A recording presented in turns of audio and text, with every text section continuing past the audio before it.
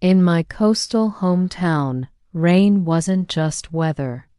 It was a rule, a silent pact passed down through generations. We learned it as children. When the midnight rain came, you closed your curtains, never looked out, and never, ever opened the door. Whispers of what lurked in the downpour kept us safe, a chilling folklore woven into the fabric of our lives. Years later, I returned for my father's funeral. The air was thick with grief, but also an unspoken dread. Neighbors exchanged anxious glances, their faces etched with worry as distant thunder rumbled, a familiar prelude to the inevitable. Then it began.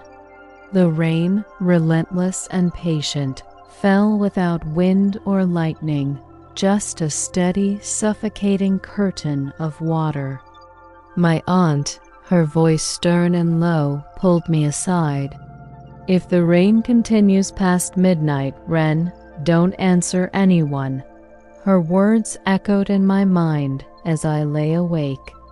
At 12:43 a.m., a sound cut through the drumming rain, wet footsteps. They circled the house, slow and deliberate, each squelch a chilling punctuation mark in the night silence. The rain muffled everything, turning the world outside into a gray, indistinct blur, a canvas for my growing fear. Then, 3 soft taps at the door, not urgent, but insistent. My heart pounded against my ribs. A woman's voice, soft and pleading, drifted through the wood. "Please, let me in." I froze. There was something wrong with her tone. It was too perfect, too practiced, devoid of genuine emotion. Every instinct screamed at me to resist. The old rule, the chilling folklore, surged to the forefront of my mind.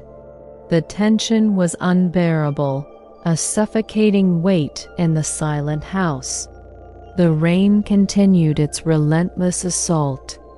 I never answered. As dawn approached, the rain persisted, and the chilling presence lingered, a silent threat in the heart of my hometown. The door remained closed, a barrier against the unknown, leaving the story of the midnight rain visitor forever unresolved. I suddenly remembered a story whispered when I was young, a chilling legend from our coastal village. It spoke of a traveler, lost and desperate, caught in a relentless storm, seeking shelter. Villagers, gripped by an unknown fear, kept their doors tightly shut, refusing any aid. By morning, a drowned woman was found on the shore, her sorrow echoing through the waves. A chilling legend was born that day, spoken only in hushed, fearful tones among the elders. Now, as the rain returns, so does the unsettling memory of that ancient tale. An old fisherman once warned, "It doesn't come with every rain, only when someone is grieving." Days bled into nights, the rain a constant, blurring the world outside, trapping us within. Electronics flickered, windows fogged, a strange, pervasive chill seeped into every home. Then, a fleeting glimpse in a puddle, a shadowy form just behind me, gone in an instant. At night, a soft, persistent knocking began, moving from house to house, a chilling rhythm.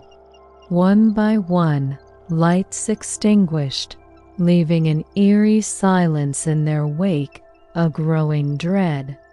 Driven by unease, I sought answers in forgotten temple records, hoping to understand. The truth was chilling. The spirit seeks a replacement, a soul consumed by empathy. Compassion, it seemed, was its invitation, its silent, deadly permission to enter. My father's old radio crackled to life, emitting distorted static, a mournful song. Then, a whisper from the storm, a voice I knew so well, "Wren." "It's cold." My father's voice, calling from the darkness. Grief threatened to overwhelm me, to open the door. But a sudden clarity pierced through the sorrow. My father died on a clear day, not in the rain. This was not him. This was the spirit's cruel deception. I resisted the urge to answer, the tension thick in the air, the storm raging. The rain continued its relentless assault, the supernatural threat still lingering outside. The door remained shut, but the storm and the spirit waited patiently. The legend lives on, a chilling reminder of sorrow's dangerous allure. The knocking began, soft at first, then desperate. A voice, so familiar, sobbed my father's name. Every memory of him, every moment of grief, flooded back, pulling me towards the door. Through a slight gap in the curtains, I saw it. A blurred figure standing beyond the gate.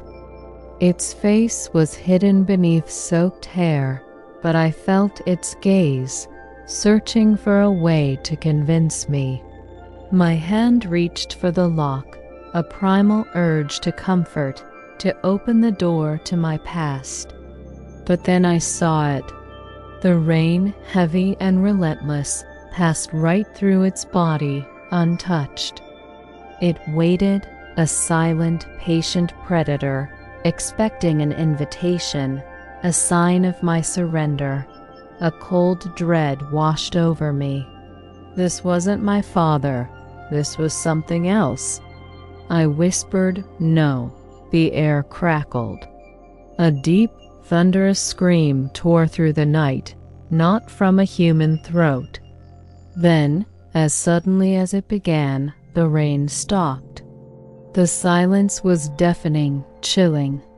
Morning sunlight revealed dry streets, no puddles, no storm damage, as if it never happened. Neighbors acted relieved but avoided discussion. A silent understanding hung in the air. Another house down the lane remained empty, its curtains drawn forever. Another victim. Weeks later, I left town. Life returned to normal, or so I hoped. Yesterday, rain began outside my apartment window, despite clear forecasts. A familiar chill. Wet footsteps approached my door, a gentle knock, and a whisper, "You understand me now. The rain hasn't stopped since." If someone knocked during a storm, using the voice of someone you loved, would you open the door? Tell me in the comments. And subscribe for more stories meant for rainy nights, because some spirits don't haunt places. They wait for invitations.